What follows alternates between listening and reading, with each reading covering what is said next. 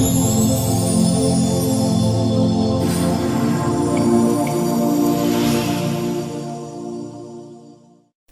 बच्चों, कैसे हैं आप? उम्मीद करती हूँ आप बढ़िया और एकदम मज़े में होंगे।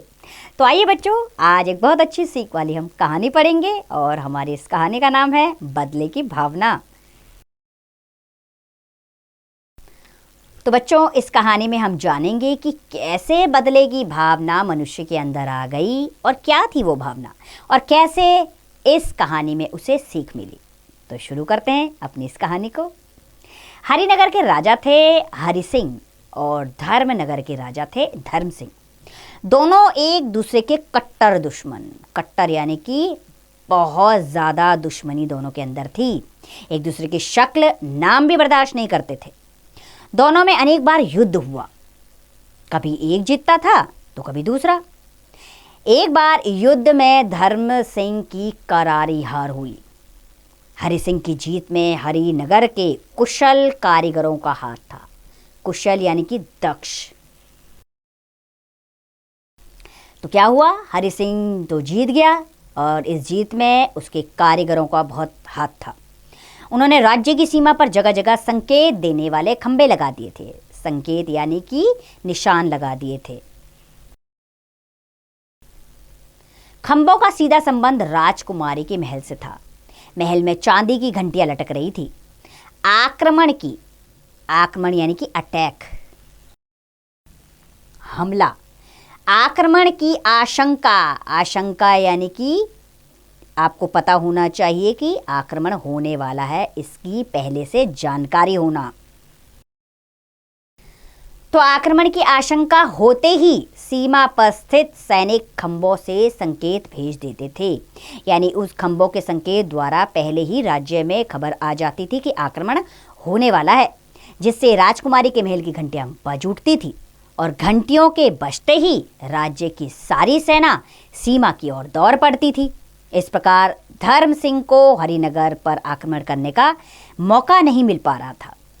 धर्म सिंह ने अपनी हार का बदला लेने का निश्चय किया। निश्चय यानी कि उसने यह तय कर लिया कि वो अपनी हार का बदला अवश्य लेगा। उसने सोचा, यदि हरिनगर की राजकुमारी के महल की घंटियां किसी तरह उतरवा ली जाएं तो काम बन सकता है। उसने यह बात अपने बेटे विजय को बताई। विजय ने कहा, पिताजी आप चिंता ना करें।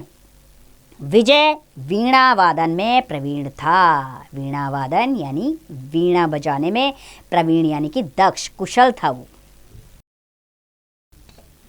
अर्थात विजय वीणा वादन बहुत अच्छी तरीके से जानता था। वह किसी तरह भेष बदलकर हरिनगर के दरबार में पहुंच गया। उसने वहां अपनी कला का प्रदर्शन किया। कला यानी कि अपनी प्रतिभा दिखाई। कौन सी प्रतिभा? वीणा वादन की प्रतिभा। उसके वीणा वादन को सुनकर राजा तथा दरबारी सभी मुग्ध हो गए। मुग्ध यानी कि आश्चर्यचकित। उसके वीणा वादन की आवाज में सब मोहित हो गए। पर्दे के पीछे बैठी रानी और राजकुमारी शीतल ने भी वीणा वादन सुना। राजकुमारी वीणा वादन सीखना चाहती थी। राजकुमारी को वीणा सिखाने के लिए राजा हरि सिंह ने विजय को नियुक्त कर लिया। अब विजय प्रतिदिन महल में जाकर राजकुमारी शीतल को वीणा बजाना सिखाने लगा। कुछ समय बाद शीतल वीणा बजाने में निपुण हो गई। निपुण यानी कि दक्ष हो गई। अर्थात राजकुमारी शीतल भी वीणा बजाने में बहुत ज्यादा दक्ष हो गई। एक दिन विजय ने कहा, राजकुमारी मैं तुम्हें वीणा वादन सिखा चुका हूं। अब मैं अपने घर जा रहा हूं। मुझे तुमसे दक्षिणा चाहिए। राजकुमारी ने कहा, श्रीमान आप जो चाहें मांग लें। अवसर पाकर विजय बोला, मुझे ये घंटियां बहुत प्रिय हैं, मुझे ये घंटियां दे दो। राजकुमारी शीतल ने घंटियां उतरवा दी और बड़े सम्मान के साथ दक्षिणा में दे दी। अब क्या था, राजा धर्म सिंह ने उसी रात हरिनगर पर हमला बोल दिया। सैनिकों ने संकेत भेजे पर घंटियां ना होने से वे महलों तक नहीं पहुंच सके। धर्म सिंह की सेना महलों तक पहुंची।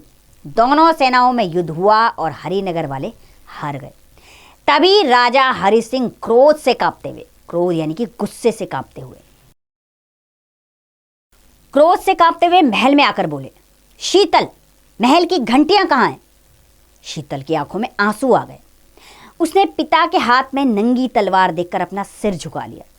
फिर कांपती हुई आवाज में बोली, पिताजी, मैंने आपसे आज्ञा लिए बिना ही घंटियां विजय को दे दी। आप मुझे इस अपराध का जो चाहे दंड दें। क्रोध में अंधे होकर हरि सिंह बेटी की गर्दन पर वार करने ही वाले थे कि पीछे से किसी ने उनका हाथ पकड़ लिया। हरि सिंह ने घूमकर देखा तो धर्म सिंह खड़े मुस्कुरा रहे थे। राज हरि सिंह ने विस्मित यानी आश्चर्य से भरकर विस्मित होकर उन्हें देखा। धर्म सिंह बोले, महाराज, विजय मेरा बेटा है। वह भेष बदलकर आपकी नगरी में आया था। उसने मुझे सब कुछ बता दिया है। आप यदि आदेश दें तो, आदेश यानी कि आप आज्ञा दें, आप आदेश दें तो मैं शीतल को अनोखा दंड दूंगा। शीतल जैसी बहू पाकर मैं धन्य हो जाऊंगा। महाराज, शीतल और विजय को विवाह के बंधन में बांध दे। अब तक हम दोनों एक दूसरे के शत्रु थे। इस नए संबंध से हम एक दूसरे के मित्र ही नहीं, रिश्तेदार भी बन जाएंगे। इतना कहकर धर्म सिंह ने अपनी दोनों बाहें फैला दी। हरि सिंह भी आगे बढ़े। उन्होंने धर्म सिंह की बात मान ली तो बरसों के दुश्मन आज दोस्ती के बंधन में बंध गए थे। तो बच्चों, ये थी दुश्मनी की दास्तान दोस्ती में बदलने वाली। अगर हम चाहें तो जीवन भर की खुशियां अपने दामन में समेट सकते हैं। बस इसके लिए अपनी अच्छी समझ की आवश्यकता है, जो हर इंसान के अंदर होनी चाहिए। युद्ध किसी समस्या का समाधान नहीं है, प्रेम हर समस्या का समाधान बन सकते हैं। ये कहानी हमें यही सीख देती है और आपने भी इस सीख को अपने जीवन में अपनाना है। प्यार, परोपकार की भावना अपने अंदर रखनी है। अब इसका अभ्यास कार्य आप स्वयं कीजिए।